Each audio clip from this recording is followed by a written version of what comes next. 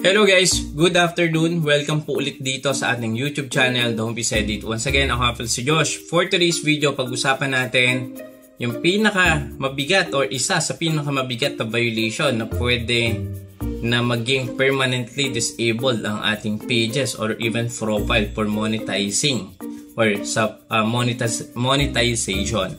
So, pag-usapan natin yung violation and the restriction and yung strike, no? Paano nga ba tayo naapektuhan dito na hindi natin namamalayan? Even yung mga posted videos natin ay automatically pwedeng ma-remove or pwedeng ma-take down kaagad ni Facebook once na nagkaroon tayo ng mga violation na mabibigat. Isa na nga dito yung nudity or sexual activity. Guys, ganito, no? As a content creator, unang-una pa lang, dapat inalam muna natin yung patakaran ni Facebook. Palagi kong sinasabi, every content, no, about sa Facebook monetization, dapat maintindihan natin na meron sinusunod na patakaran or standard si Facebook. Una-una na dito yung community standard, partner monetization policy, and yung community content monetization. So tatlo. So isa na nga dito, yung pinakamabigat, yung community standard. Okay?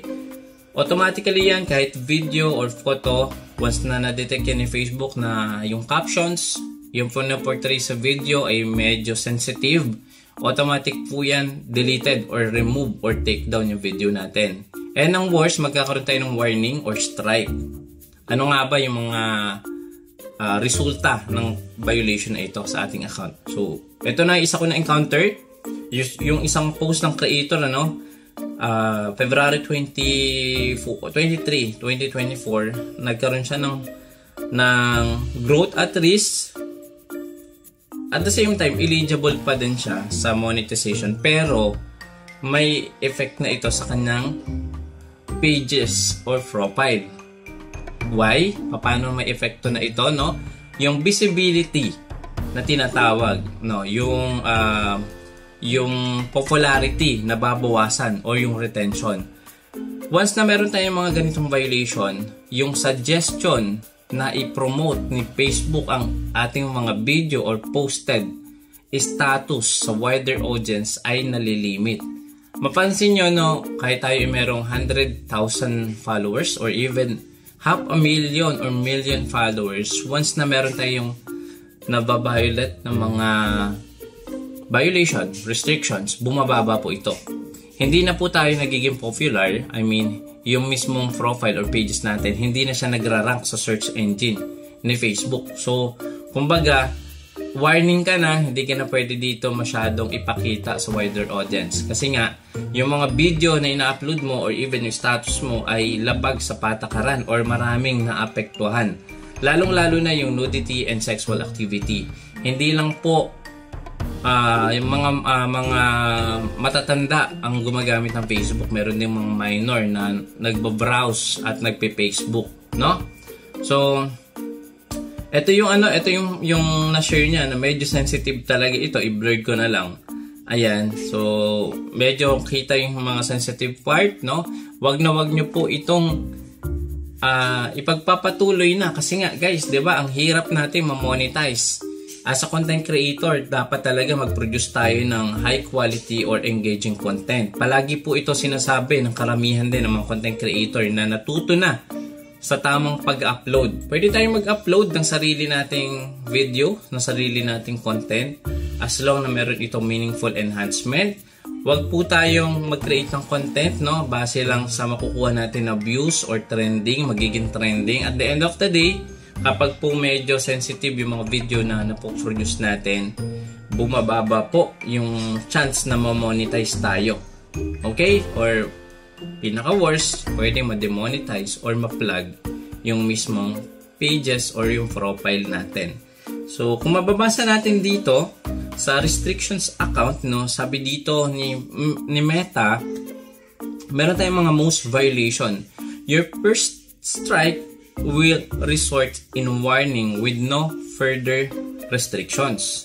If Meta remove additional posts that goes against the Facebook community standard, Instagram community standard, in the future will apply additional strike to your account and you may also lose access to some features for longer period of time.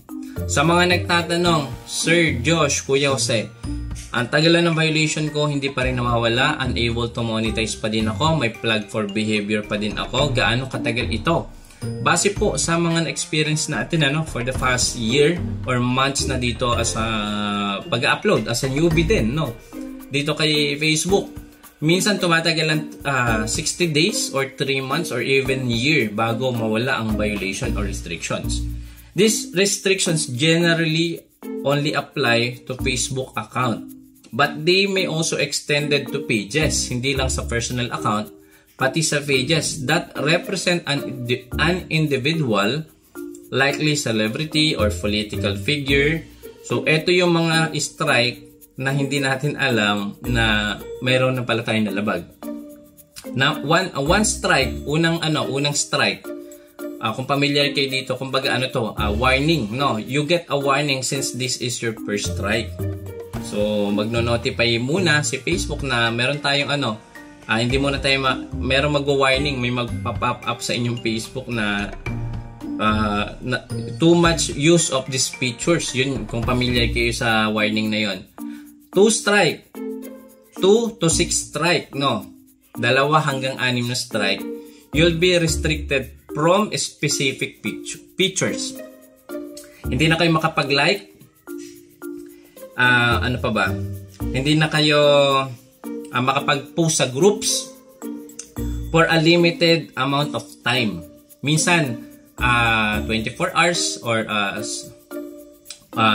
1 day, 2 days, 3 days, mga ganon. Yung third strike, yung 7th strike, paulit-ulit, 7 beses na nagkaroon kang strike. You'll get 1 day restriction from creating content which include posting. Hindi na tayo makapag-post, commenting, or creating page. So, ito yung mga restrictions sa mga nagtatanong, Sir Josh, bakit hindi ako makapag-comment? Bakit hindi ako makapag-create ng page or makapag-post? Kasi nga, meron na kayong 7 strike na nalabag. 8 strike. Okay. You'll get 3 days restriction from creating content.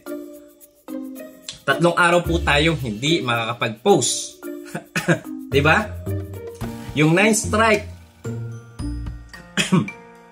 you'll get 7 days restriction from creating content. 1 linggo naman po na hindi tayo makakapag-post, makakapag-video upload or reels upload. And then yung 10 strike or more, ito na yung pinakamalala. You'll get 30 days restriction from creating content. 1 buwan po tayo na hindi makakagawa ng content. Okay? So sana ito ay maging warning para sa ating lahat, na hindi natin dapat abusuhin yung features ni Facebook. Hindi tayo basta-basta mag-upload ng mga gusto lang natin para mag-viral or para magkaroon ng 10 million of views. At the end of the day, pwede tayong makompromise yung mga pages or profile natin. Okay? So, yun lang muna for today's video. Sana naunawaan nyo kung bakit hanggang ngayon hindi ka makapag-like, hindi ka makapag-post, hindi ka makapag-post sa group or sa pages mo, hindi ka makagawa ng page, hindi ka makapag-comment dahil po may mga strike na po kayo na nalabag. Okay? So ngayon, hanggang dito muna yung video natin. Don't forget to subscribe, click the bell icon para po sa mga uploaded video katulad nito. Don't forget to follow sa ating official Facebook account, Jose Opo Muleda Jr. See you again sa next video. Bye-bye!